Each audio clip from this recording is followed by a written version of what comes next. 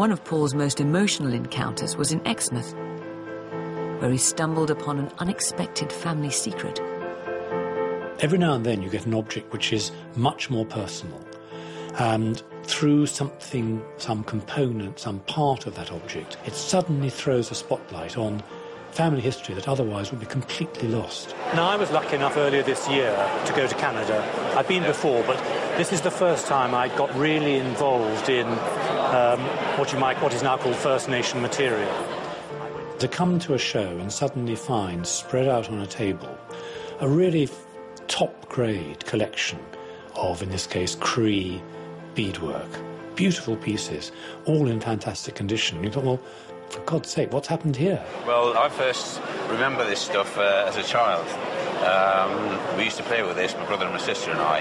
And my grandfather travelled from Scotland when he was age 18 to work for the Hudson Bay Company in Canada, and eventually managed the trading post at Churchill.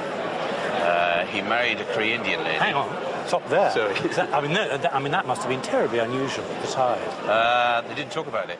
Blow me, he secretly marries a Cree lady. Completely undone. Absolutely not the way to do it. You might have had associations with native women. You certainly didn't marry them.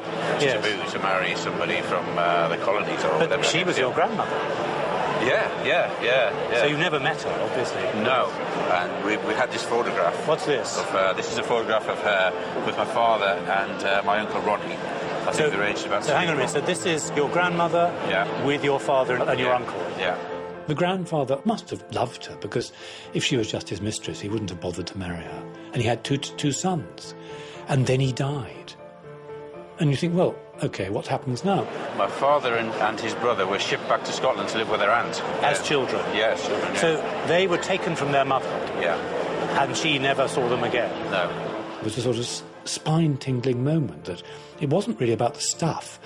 I could see her losing her children, and in desperation she sent them over to England with a whole mass of stuff that she'd collected to say, don't forget your background.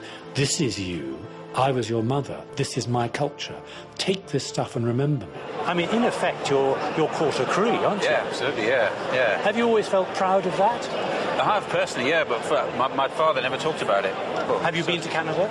No, I'm hoping to. You must, because, you'll find you fit in. It's your tradition, it's your background, it's your absolutely. culture. Yeah. I was completely taken aback by this story. It was very emotive to me, because on the one hand, I'd been prepared to just look at this stuff and talk about it, but suddenly to have this extraordinary hidden story revealed was just breathtaking.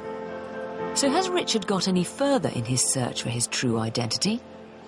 We caught up with him to find out.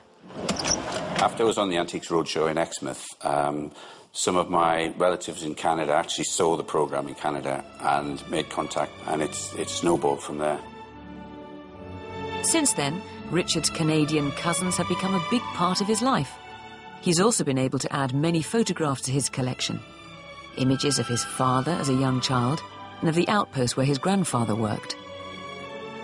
It does feel strange to see those photographs, but it's exciting as well. My family have always wondered what happened to him and where he worked. We had a rough idea about his lifestyle and his work, but it's filled in a lot of the gaps. I would like to go with my wife and my 2 sons to visit my family in Canada. I can imagine it being very emotional and exciting. Yeah, I'd love to spend some time over there.